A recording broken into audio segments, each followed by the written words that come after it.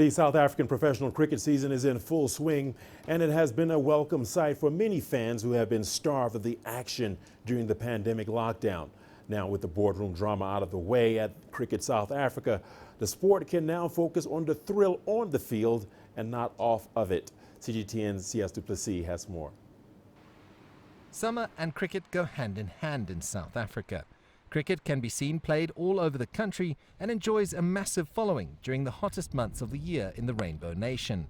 And despite not having fans at the stadiums due to the government COVID-19 safety regulations, the return of the sport has lifted the spirits of a country emerging from a strict lockdown. It's something all of us missed, I think, during lockdown, and it was winter, luckily, so we didn't miss a lot of cricket. But it's so refreshing to have cricket back on TV, to see teams playing. I think the morale of people in general is up just by having sport back on TV, and you're seeing some of the top performers back. So it is a fresh welcome to all of us.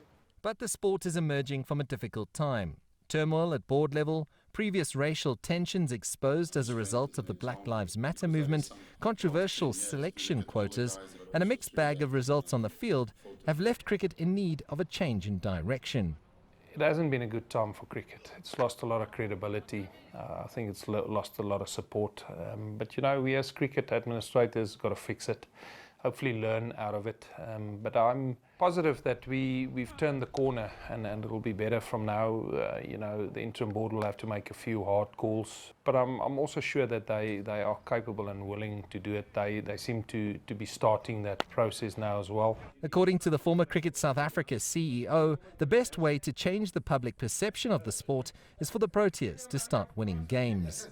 We're a bit unfortunate. I think we've got tough competition up front with England, and you know, they just seem to be a very, very good unit.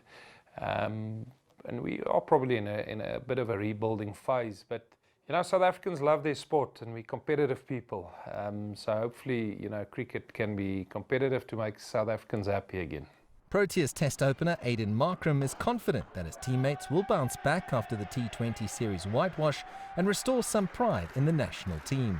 The Proteas, sort of their last 2 or 3 white ball series, have really shown some new exciting brand of cricket that they're busy playing. So it's going to be an exciting series. I think it's normally a heated series between us and the English, it's going to make for really good viewing, and I think the quality of cricket to back that up will be really good as well. Cricket in South Africa faces some tough times ahead, but there are plenty of positive signs that the sport is headed in the correct direction after a tumultuous time that was made even more difficult by COVID-19. For now, though, cricket is back and fans can look forward to a busy and exciting summer, which includes a much-anticipated Boxing Day test against Sri Lanka, followed by the visit of Australia and Pakistan. Sias Plessis, CGTN, Centurion.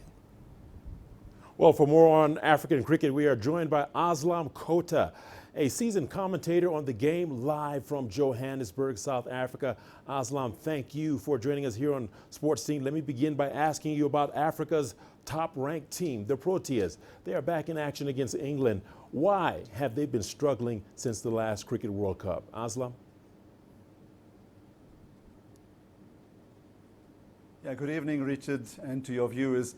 Well, I'm trying to encapsulate this answer into just a few pointers. One of it is obviously we saw a whole lot of retirements before the 2019 World Cup, and then the rebuilding phase.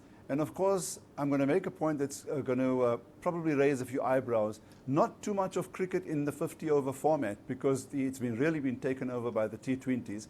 And of course, from a purely cricketing point of view, the issue of all-rounders and specialists in specialized positions. So I think all of that is at work right now under Mark Boucher.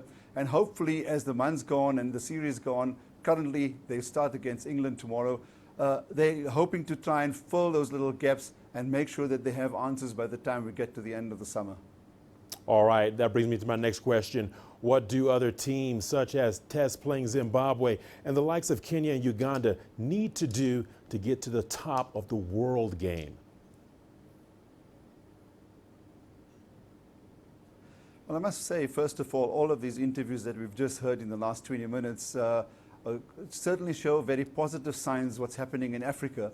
But clearly it is about Kenya getting to where their previous position was, and perhaps even more. And I mentioned Kenya first before Zimbabwe because in the 50s, I remember that the non-racial South African team in 1956 and in 1958 played reciprocal tours against a team, South African team, that was led by Basil de Oliveira. So there is a rich history, there is a rich culture.